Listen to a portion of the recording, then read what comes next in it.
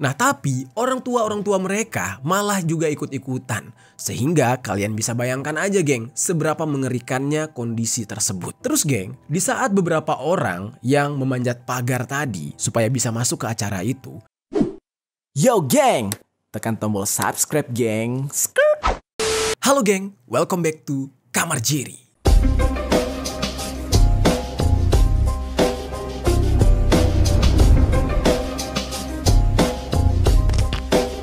Geng. Oke, hari ini kita akan membahas sebuah kejadian yang terjadi pada hari Natal. Nah, ini sesuai dengan waktunya nih. Karena saat ini teman-teman kita yang dari agama Kristen atau umat Nasrani sedang merayakan hari Natal. Tapi geng, cerita kali ini bukan tentang kebahagiaan di hari Natal, tapi justru sebuah tragedi yang datang dari Nigeria. Nah, tragedi ini cukup memilukan geng, yaitu puluhan orang yang tewas terinjak-injak di saat pembagian makanan di hari Natal.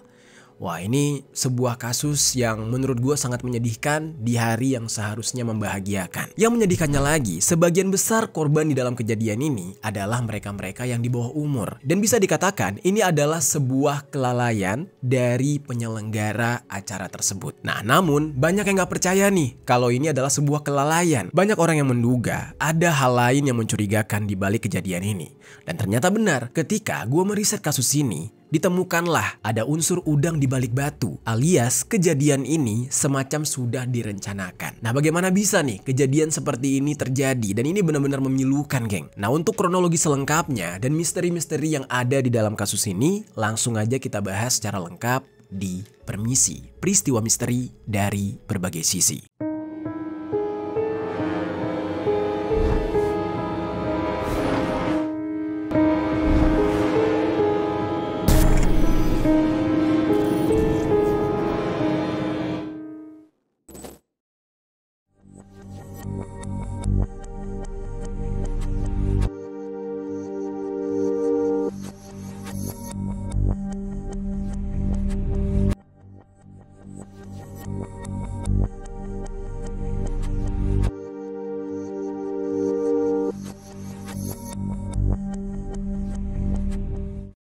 Oke, kita langsung masuk ke dalam pembahasan utama.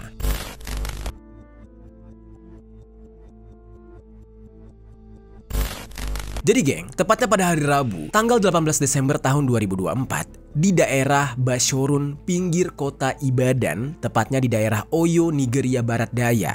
Di sana ada semacam acara karnaval gitu, yang mana acara karnaval ini untuk menyambut hari Natal. Nah, acara karnaval tersebut digelar di stasiun radio lokal bersama dengan Badan Amal Women in Need of Guidance and Support yang didirikan oleh Ratu Naomi Silekunola Ogunwusi, yaitu mantan istri raja setempat yang bernama Ooni of Ife. Nah, Ratu Naomi ini adalah seorang tokoh masyarakat yang cukup aktif di dalam berbagai kegiatan sosial dan keagamaan. Nah, dari sini kita bisa lihat ya bahwa di dalam acara karnaval tersebut peran dia cukup penting. Lalu geng, acara karnaval ini diadakan di lapangan sepak bola, yaitu sebuah lapangan di Islamic High School dengan tujuan untuk membagi-bagi 5.000 paket makanan dan juga uang tunai yang nantinya akan dibagikan merata kepada warga yang datang di sana.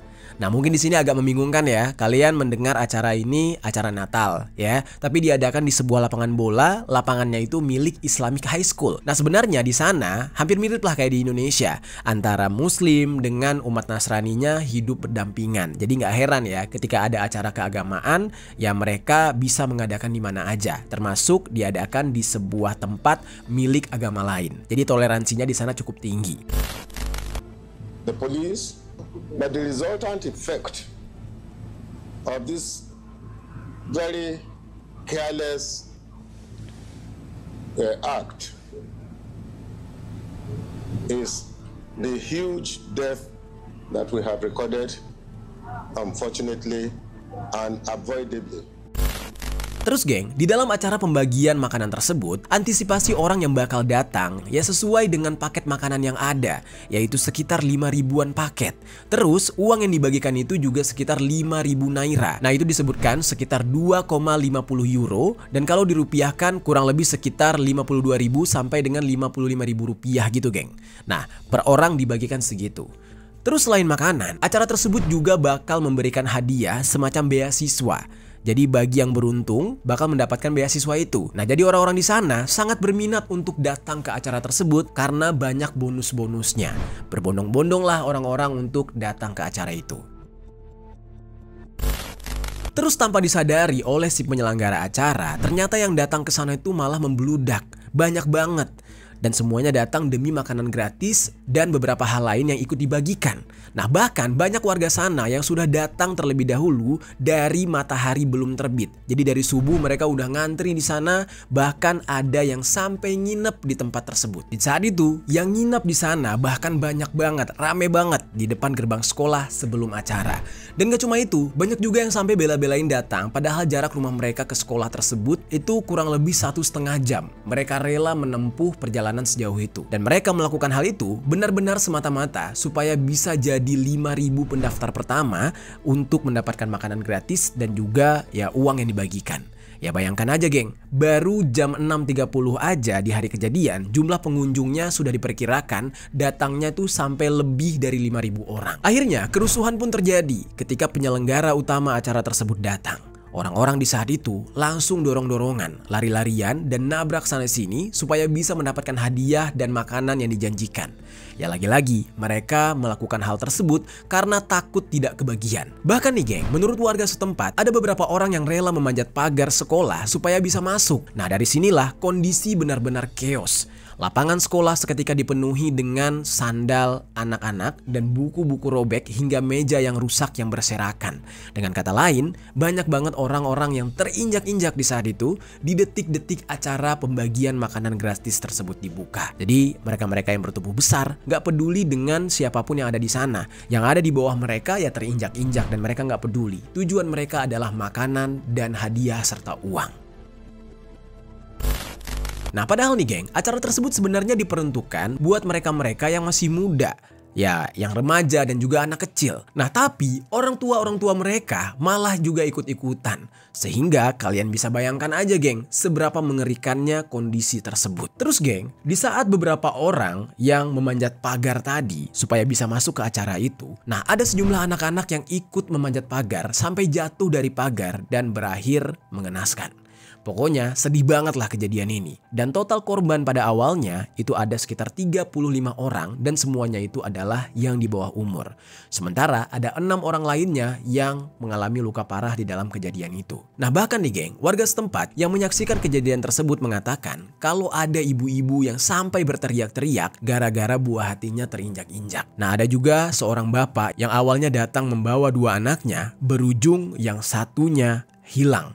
Dan ketika ditemukan sudah tidak bernyawa. Sementara yang satunya lagi sampai harus dirawat di rumah sakit karena mengalami luka yang cukup parah. Nah atas kejadian tersebut semua orang jadi bingung siapa yang harus bertanggung jawab. Kejadian ini seharusnya menjadi momen yang menyenangkan tapi malah menjadi musibah. Dan di saat itu pihak kepolisian setempat langsung melakukan investigasi atas kasus ini. Dan bahkan sampai hari ini kasus ini belum selesai juga. Nah tapi kabarnya sudah ada 8 orang yang ditangkap atas kasus yang benar-benar chaos ini geng. Dan yang ditangkap itu diantaranya adalah si kepala sekolah tempat acara karnaval ini diadakan yang bernama Mr. Abdullahi Fasasi. Nah sama si Ratu Naomi yang menjadi organizer dan juga sponsor utama acara bagi-bagi makanan tersebut. Proses investigasi atas kasus ini masih berjalan dan kasus ini dianggap sebagai kasus penghilangan nyawa sampai dipindahkan ke bagian pembunuhan dari Departemen Investigasi Kriminal Negara Bagian dan ditempatkan di bawah pengawasan langsung Wakil Komisaris Polisi. Dan ternyata kabar duka juga nggak berhenti sampai di situ geng. Seperti yang udah gue jelaskan sebelumnya di awal. Bahkan sampai ada 67 korban yang meninggal dunia secara berturut-turut dan bahkan di saat itu jumlah korbannya terus bertambah. Nah jadi kejadian tersebut benar-benar mengerikan dan menyedihkan. Seharusnya momen hari raya Natal bagi mereka yang merayakan adalah hari yang bahagia tapi malah menjadi musibah dan memakan korban jiwa. Nah itu adalah cerita pertama geng. Nah sekarang kita bakal masuk ke cerita selanjutnya, yaitu sebuah tragedi yang terjadi di gereja Katolik Holy Trinity yang ada di Nigeria.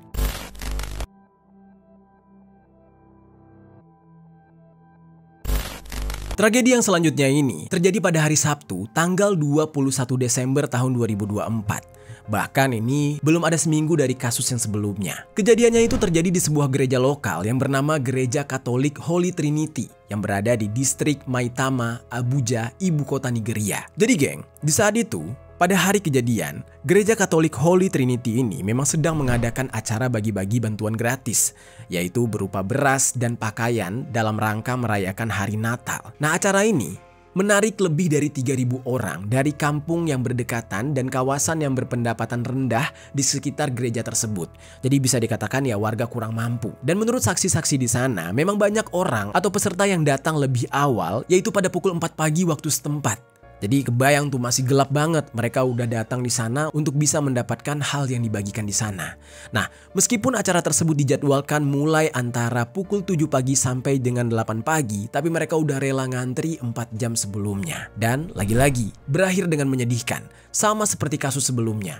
Bantuan gratisnya tersebut terbatas, sementara orang yang datang melebihi kapasitas. Yang akhirnya terjadilah peristiwa duka seperti kasus sebelumnya, yaitu rebut-rebutan makanan atau hal yang dibagikan di sana. Nah, di dalam kejadian yang kali ini, ada total 10 korban yang tewas karena terinjak-injak lebih dari 1.000 orang. Dan 4 orang korban itu merupakan anak di bawah umur. Nah, ada saksi yang mengatakan kalau beberapa korban yang meninggal itu ternyata sudah menunggu semalaman di luar gereja dalam cuaca yang sangat dingin supaya bisa mendapatkan kesempatan untuk masuk lebih awal dan bisa memastikan mereka menerima bantuan.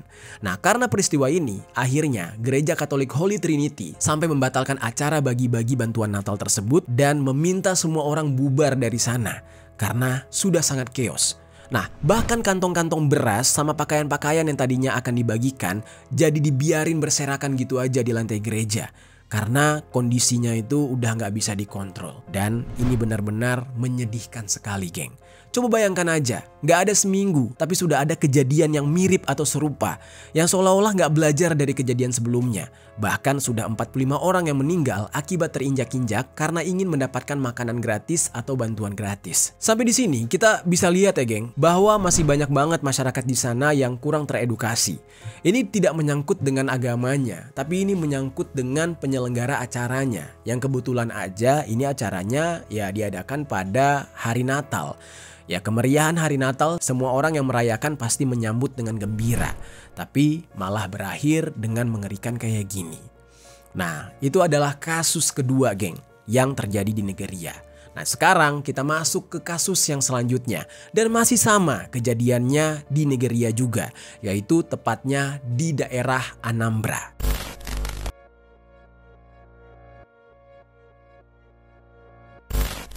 Lagi-lagi kejadian yang sama.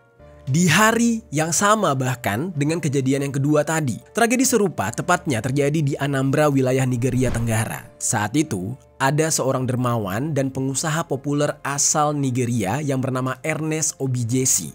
Dia ini mengadakan acara bagi-bagi beras di kediamannya atau di rumahnya untuk warga di sekitar. Nah, memang tujuannya si Ernest ini untuk meringankan ekonomi warga sekitar yang terdampak menjelang perayaan Natal. Jadi ingin membantu sesama lah. Ya kalau misalkan di dalam agama Islam kayak bersedekah lah atau berzakat gitu.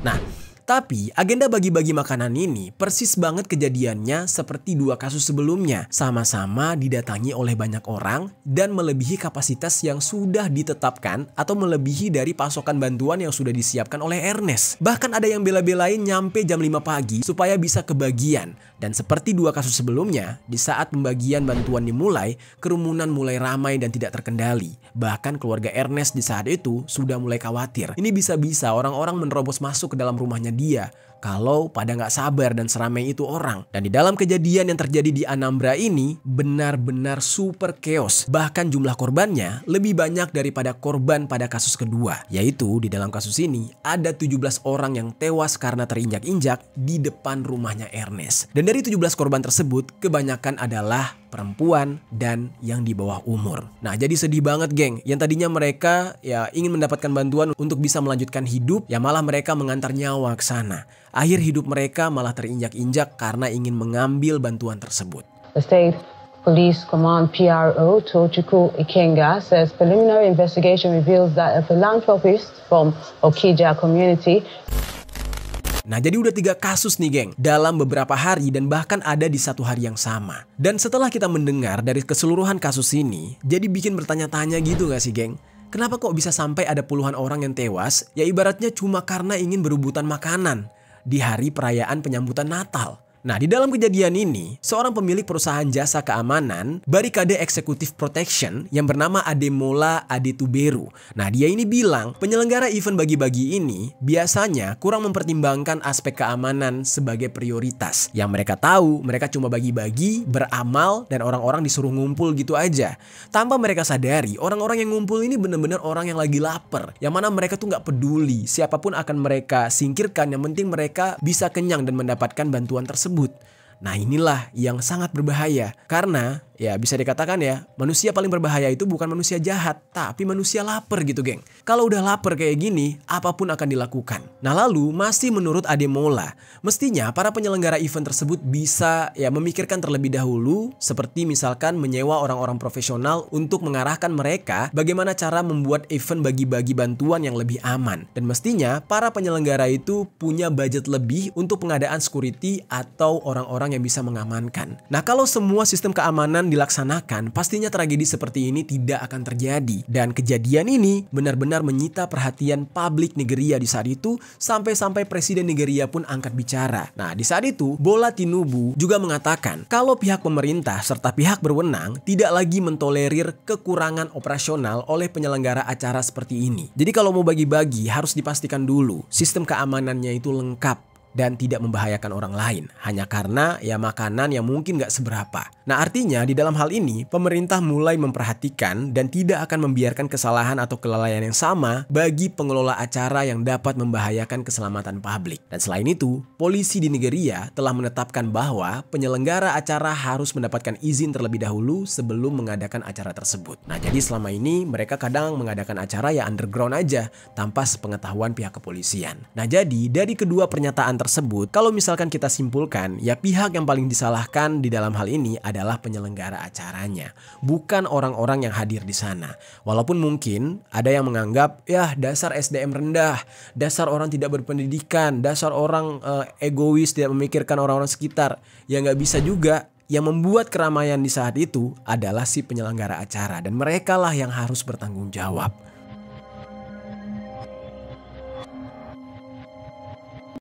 Nah, tapi geng, dibalik ini semua, sebenarnya gue masih penasaran, geng. Jadi sebenarnya tragedi orang terinjak-injak gara-gara ingin mendapatkan bantuan makanan gratis ini, sebenarnya apakah memang sebuah tragedi yang tidak disengaja? Atau justru ada hal lain? Karena ternyata nggak cuma 3 kasus tadi aja yang pernah terjadi. Nah, jadi sebelum-sebelumnya, tepat pada Maret tahun 2024, ada 2 pelajar yang juga ikut meninggal dunia dan 23 orang lainnya terluka parah usai terinjak-injak dalam kerumunan pemberian sekarung beras gratis di Universitas Negeri Nasarawa yang ada di Nigeria Tengah. Nah, kerumunan besar mahasiswa tersebut sebelumnya sempat berdesakan untuk mendapatkan beras, dan bahkan ada juga yang berusaha untuk masuk ke area distribusi beras dan memaksa masuk melalui gerbang dan mengalahkan petugas keamanan yang berjaga. Nah, kebayang tuh geng, dalam kasus tersebut yang menjadi korbannya adalah para mahasiswa, bukan orang-orang yang tidak berpendidikan. Jadi nggak bisa kita bilang ini gara-gara SDM rendah gitu. Ya buktinya mahasiswa juga menjadi korban di acara-acara yang kayak gini. Nah, terus geng, kemudian masih di bulan yang sama,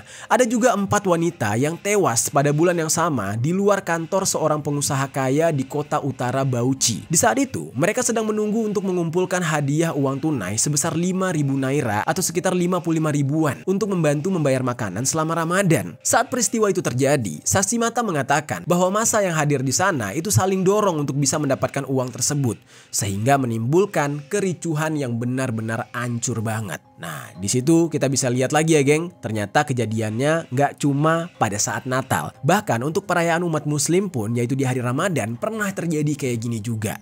Dan dari sini mulai kelihatan benang merahnya. Kayaknya lagi-lagi persoalan makanan dan uang. Orang-orang di sana sampai totalnya ada ribuan akan rela berdesak-desakan mempertaruhkan nyawa mereka demi kebutuhan primer seperti beras, pakaian, dan uang yang sebenarnya dibagikan nggak gede-gede banget. Ya cuma 50.000 rupiah. Dan mereka rela sampai menginap di depan lokasi, datang pagi dan rela jalan jauh demi mendapatkan itu. Dan bahkan ketika sampai di sana, mereka harus saling sikut-menyikut dan injak-menginjak sehingga memakan korban jiwa.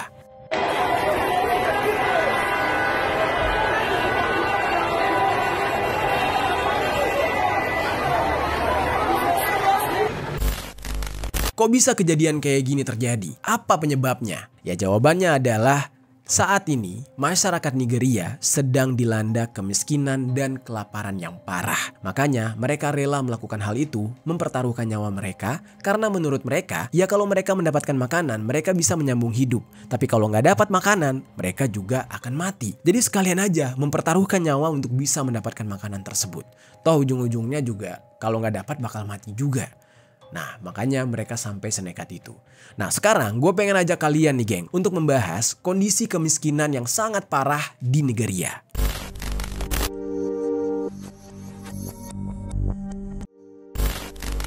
Jadi geng, seperti yang gue katakan sebelumnya, ada udang di balik batu. Ada hal besar yang bisa ditarik jadi benang merah dalam perkara tragedi di Nigeria ini. Jadi secara singkatnya, 63% dari 210 juta warga Nigeria berada dalam kemiskinan dan kelaparan. Berarti total ada sekitar 132 juta masyarakat Nigeria dan mereka semua dalam kemiskinan yang parah. Gila, bayangin tuh geng, itu bahkan sudah lebih dari setengah populasi yang ada di Nigeria. Nah kalau kalian tahu nih geng, Jawa Barat aja itu gede dan penduduknya udah bisa dikatakan sampai 50 juta. Nah coba bayangin geng, penduduk Jawa Barat dikali 2 terus semuanya dalam kemiskinan. Nah segitulah jumlah orang miskin yang ada di Nigeria. Tapi miskinnya bukan sekedar miskin, tapi sampai lapar. Sedih banget. Dan gak cuma itu aja geng, Nigeria juga keadaan ekonominya lagi parah banget karena mereka sendiri sedang mengalami inflasi hingga mencapai 34,6%. Dan ini angka tertinggi dalam 28 tahun terakhir. Dan inflasi tersebut terjadi akibat kebijakan-kebijakan dari pemerintahnya yang tidak ramah dengan masyarakatnya sendiri. Dan dengan tujuan supaya bisa narik investor. Nah, salah satu kebijakan mereka yang membuat terjadinya inflasi adalah yaitu salah satunya penghapusan subsidi bahan bakar. Di Nigeria, subsidi bahan bakar itu diberikan untuk menjaga harga bahan bakar tetap rendah dan terjangkau bagi masyarakat. Nah, ketika subsidi itu dihapus, harga bahan bakar di pasaran menjadi lebih tinggi sesuai dengan harga pasar global. Ya jadinya berpengaruh terhadap terjadinya inflasi. Terus gak cuma itu geng, faktor lain yang mendorong inflasi di sana adalah salah satunya karena masalah yang diwarisi Presiden Tinubu dari pendahulunya dulu, yaitu yang bernama Muhammadu Buhari. Menurut analisis keuangan Tilewa Adebajo, pemerintahan Nigeria sebelumnya meminta Bank Sentral Negara untuk memberikan pinjaman jangka pendek guna menutupi pengeluaran sebesar 19 miliar dolar. Bank mencetak uang untuk memenuhi permintaan ini yang justru memicu inflasi besar-besaran. Dan selain itu, penetapan upah minimum masyarakat Nigeria juga belum berubah sejak tahun 2019. Pada tahun tersebut, gaji minimum mereka di sana ditetapkan sebesar 30.000 naira. Namun dengan nilai tukar saat ini, 30.000 naira hanya sekitar 19 dolar atau kalau kita rupiahkan hanya sebesar 300.000 rupiah per bulannya gaji mereka di sana. Nah selain itu, mata uang Nigeria yaitu naira mengalami nilai rekor rendah terhadap dolar. Pemerintah sana juga masih belum melakukan hal yang berdampak untuk mengatasi kemiskinan di Nigeria sampai sekarang. Dan ketika masyarakatnya demo, unjuk rasa dan marah-marah karena pemerintahnya yang nggak benar, nggak bisa sama sekali karena dihadang oleh polisi yang ada di sana. Mereka nggak bisa bersuara. Nah bahkan ada kejadian ketika bulan Agustus kemarin di mana ada 20 orang sampai didor hingga tewas oleh pasukan keamanan selama protes nasional. Ya gara-gara itu makanya nggak heran kalau orang-orang di Nigeria semuanya pada kalap banget saat ada bagi-bagi bantuan gratis. Jadi mereka tuh nggak bisa tahan. Kalau ada yang namanya gratis, bantuan, sedekah, mereka akan beramai-ramai mencari hal itu. Karena memang mereka hidupnya di bawah garis kemiskinan dan kelaparan. Bahkan disebutkan kalau orang-orang Nigeria itu sudah mulai menganggap makanan adalah hal yang sangat mewah. Sedih banget ya. Makanan hal mewah. Kita tuh hal mewah itu kayak steak gitu ya. Ayam goreng apa bermerek gitu, itu hal mewah. Kalau makan cuma tempe, nasi doang pakai garam ya masih biasa aja. Buat mereka nasi garam aja udah hal mewah. Jadi makanan yang bisa ditelan itu adalah hal yang mewah. Yang seharusnya itu menjadi sebuah kebutuhan primer bagi manusia, malah seolah-olah jadi kebutuhan tersier. Karena pemerintahannya tidak becus menangani kemiskinan di sana. Bahkan saking parahnya permasalahan kemiskinan ini di bagian utara Nigeria, beberapa orang terpaksa makan beras yang biasanya dibuang sebagai bagian dari proses penggilingan yang biasanya digunakan sebagai pakan ikan atau pakan ayam. Jadi kurang lebih itu bisa dikatakan kulit padi. Kulit padi itu yang mereka makan. Nah, jadi balik lagi geng. ada udang di balik batu. Permasalahan puluhan orang yang meninggal dunia di Nigeria memang bisa disebut sebagai kelalaian resiko keamanan saat ada orang yang dermawan ingin melakukan bagi-bagi. Tapi kita juga nggak bisa menampik kalau ini permasalahannya lebih pelik dari sekedar kelalaian resiko keamanan. Bukan nggak mungkin, semisalkan pemerintah Nigeria bisa mengatasi kemiskinan, pasti nggak akan ada tuh ribuan orang yang rela terinjak-injak demi mendapatkan bantuan makanan atau demi mendapatkan bantuan beras. Dan dapat dipastikan gak akan ada nyawa yang melayang sia-sia hanya untuk membuat perut mereka kenyang. Nah, ini semua kembali lagi kesalahan pemerintahnya.